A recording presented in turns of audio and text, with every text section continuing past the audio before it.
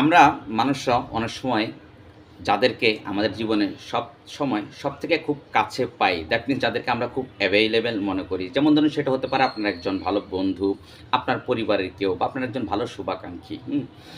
আর সহজ ভাষায় বলতে গেলে যেমন ধরুন আমাদের প্রয়োজনে যখন আমরা এটা মনে করি যে কিছু মানুষ আছে যে তাদেরকে আমরা ফোন কল করলে বা যাদেরকে ডাকলেই তারা আমাদের ডাকে সাড়া দিবে বা হাজির হবে, এই সমস্ত লোকদের আমরা অনেক সময় তাদের গুরুত্ব ঠিকমতো বুঝি না বা বুঝে উঠতে পারি না, বা মূল্য দিতে চাই না। তখন আমরা আসলে মনে করি যে ও তো খুব কাছেই আছে, ওকে তো ডাকলেই আসবে, বা ওকে নিয়ে এত ভাবার দরকার কী, বা ওকে এত গুরুত্ব দেওয়ার দরকার কী। আর আমাদের এইরকম চিন্তাভাবনাটাই কিন্তু আমাদের জীবনের একটা সবচেয়ে বড় ভুল ধারণা।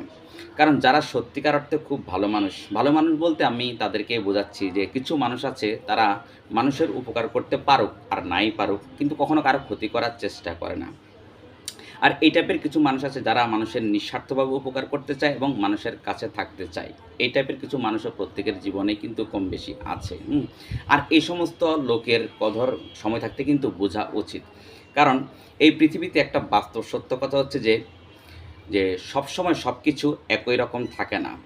কারণ আপনি আজকে যেই মানুষটাকে অ্যাভেইলেবল মনে করছেন বা যাকে আপনি আজকে আপনার হাতের কাছে পাচ্ছেন বা আপনার সন্নিকটে পাচ্ছেন, ডাকলেই পাচ্ছেন, সে মানুষটা হয়তো একদিন তার নিজ প্রয়োজনে বা তার ব্যক্তিগত স্বার্থে আপনার কাছ থেকে দূরে সরে যাবে। আর ঠিক তখনই কিন্তু আমরা বুঝতে পারি বা উপলব্ধি করতে পারি যে এই সমস্ত মানুষদের উপস্থিতিটা আমাদের জীবনে কতটা মূল্যবান ছিল বা গুরুত্ব ছিল। তাই সময় থাকতে যে সমস্ত মানুষ আমাদের সত্যিকার অর্থে শুভাকাঙ্ক্ষী, তাদেরকে অবহেলা না করে সময় থাকতে তাদেরকে সম্মান আর কদর দিন।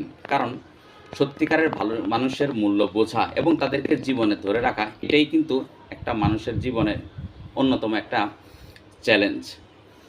Thanks for watching.